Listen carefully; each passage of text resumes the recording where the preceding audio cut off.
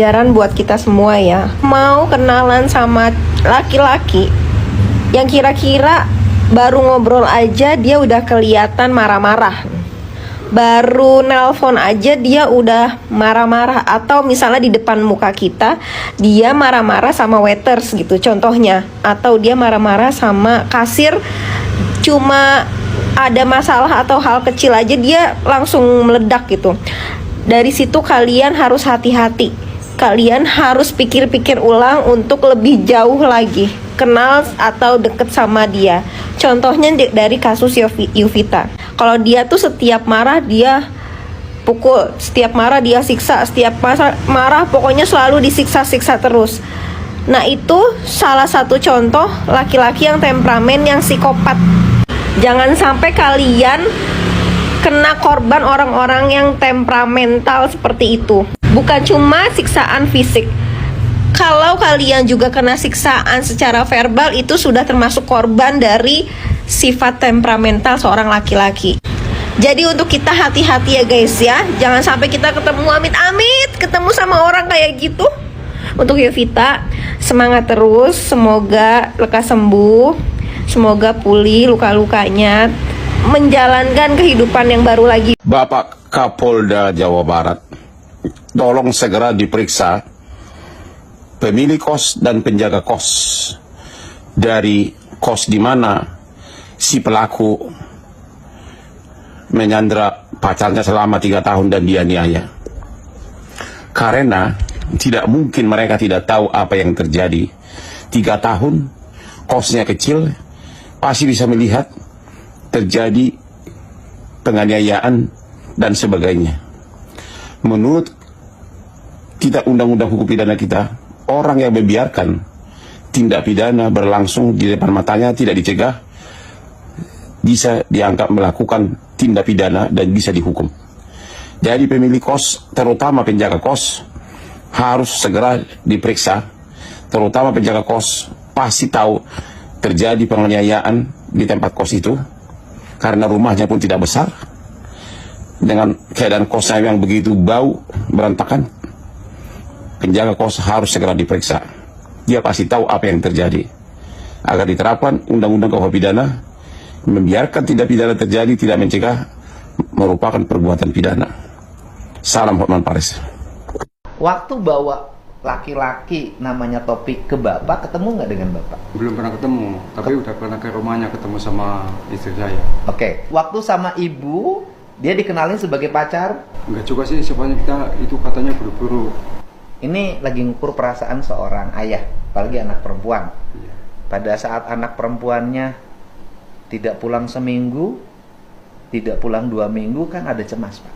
Iya. Nah, pertanyaan saya adalah, apakah kecemasan Bapak diwujudkan dalam bentuk nengok nggak ke rumah kontrakannya? Suami saya yang saya Oh, suruh. suaminya yang ke sana? Iya, ke kosan. Ada di kosannya? Nggak ada. Kemudian dikontak? Iya. Terus ketika dikontak HP-nya, jawabnya apa? Ya, kerja di Majalengka. Oke, disusul nggak ke Majalengka? Enggak, kita nggak tahu. Tapi ketika dia di Majalengka, masih normal ngirim kabar? Kabar sebulan sekali. Ke siapa? Ada kadang ke suami saya, karena yang getol Nyari. nanya kabar sih suami. Saudara laki-laki pasti sayang sama adik perempuan. Iya, betul. Itu psikologinya begitu. Ada rasa curiga nggak? Ada, saya justru bilang ke suami. Oh, ini teteh ya yang punya perasaan nggak enaknya. Coba cari, aku bilang gitu. Mana tahu Vita masih ada di kosan yang di Pasteur itu. Oh, disusul lah ke kosan. Kok disusul? Itu sudah berapa bulan setelah Berarti hilang? 4 bulan. Udah lama ya, Iya, disusul. iya. Tidak ada. Tidak ada, tapi barang-barangnya kan ada. Telepon lah suami, langsung telepon ke Vita. Diangkat. Diangkat. Vitanya ada ngomong. Ada. Berarti Vita waktu itu ketika telepon masih dalam keadaan sadar dong. Mohon maaf ya, bisa jadi lagi menikmati rasa bahagia. Mungkin ya. Karena awal Iya. di pabriknya masih kerja. Sudah tidak ternyata. Ketika pindah ke Majalengka itu berarti sudah mengundurkan diri. Iya. Nah pertanyaannya adalah kok sampai nggak cerita mengundurkan diri? Kan waktu masih telepon, berarti Vitanya ikut bohong berarti gitu Iya, loh. iya gitu. Iya. Berarti kan sudah tahu bohong dong. Sudah. Setelah itu apa yang dilakukan oleh keluarga? Nyari, dari situ nyari. Ke? Di media sosial, saya viralin di IG. Lapor polisi nggak? Enggak. karena pas saya bilang pulang ya tak, kalau enggak saya lapor polisi. So, coba aja kamu berani kalau lapor polisi, kata adik saya. Kalau kamu sampai lapor polisi, saya nggak akan pulang. Kemudian lebaran nggak balik kan? Enggak, Nah, itu lebaran nggak balik, gimana reaksi keluarga? sedih Pak. Kenapa nggak lapor polisi itu aja? Ya sudahlah, karena ini sudah terjadi. Ini kan pembelajaran bagi seluruh orang tua di Jawa Barat. Pokoknya anak kalau dibawa laki-laki nggak boleh.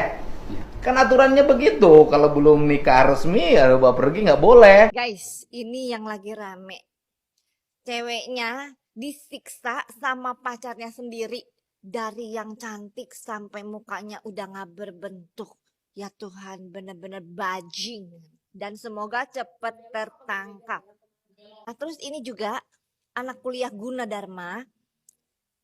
Anak yang cantik, soleha, penurut sama orang tua. Tapi sialnya pertama kali pacaran ketemu cowok yang salah sampai dia diperkokos dan juga dibun-bun. Dulu gue juga pernah hampir mau diperkokos sama cowok yang gue kenal dari Bumble. Tinder. Tinder apa Bumble antara itu deh ya. Nah jadi itu di apartemen gue hampir mau diperkokos. Tapi untungnya puji Tuhannya Tuhan masih melindungi gue. Sehingga itu tidak terjadi gitu ya. Jadi di sini gue mau bilang teman-teman hati-hati dalam memilih pasangan. Ya, dan juga restu orang tua itu penting. Karena terkadang insting orang tua itu juga bagus gitu loh. Tepat gitu loh. Nah yang anak Gunadarma itu juga. Jadi insting mamanya itu udah merasa bahwa itu cowok yang gak benar. Tapi ya namanya kalau orang lagi jatuh cintaan ketutup matanya. Gak kelihatan. Nah jadi jangan bucin-bucin amat ya. Jangan cinta-cinta banget sama pasangan gitu loh. Yang lebih harus kita cinta itu Tuhan. Ya karena Tuhan gak akan pernah menyakiti. Tetapi manusia sangat bisa menyakiti. Even itu pasangan hidup kita. Jadi please mulai sekarang libatkan Tuhan dalam kita melakukan apapun. Termasuk pacaran, pasangan hidup. Ya jangan sampai salah pilih pasangan hidup. Kalau salah udah deh ambiar hidup kamu tuh udah deh. Udah ambiar. Ya oke, libatkan Tuhan, semangat. Masih ada kok. Masih ada yang baik. Percayalah, Tuhan akan memberikan yang terbaik asal kita bersandar sama Tuhan. Mang, Taufik Hidayat benang. Orang mah tapi kecewa euy. Eta benang nanti geuningan mulus keneh kitu. Cik atuh bapak polisi teh nya. Bawa heula kitu teh ka pasar, terus lepaskeun. Wah, moal kudu main hakim sendiri, pasti oge main hakim banyakan. Udah kecewa tuh publik teh. Ayeuna benang menikot bersih kene terus weh ditanya cengangas-cengenges gitu eta jelema teh eta geuningan menurut pengakuanna bibir jeung matana teh ku helm cenah euy cek urang teh anjir mun ikut teganya nah yang ada gor deui we kitu kah ku helm gitu warga Jabar ya aing bapak polisi mah kecewa cik atuh lepaskeun heula sakedeung Pak. Selamat atas tertangkapnya Taufik Hidayat, seorang pelaku penganiayaan terhadap wanita di daerah Bandung. Sebetulnya gue kurang up to date tentang beritanya. Baru tadi sore gue tahu dari temen, dan ketika buka Instagram ada beberapa orang yang nge-tag. Saking penasarannya gue coba-coba searching, dan sepertinya orang ini agak sakit pak. Sepertinya orang ini agak sakit karena 96,5% penonton gue adalah laki-laki.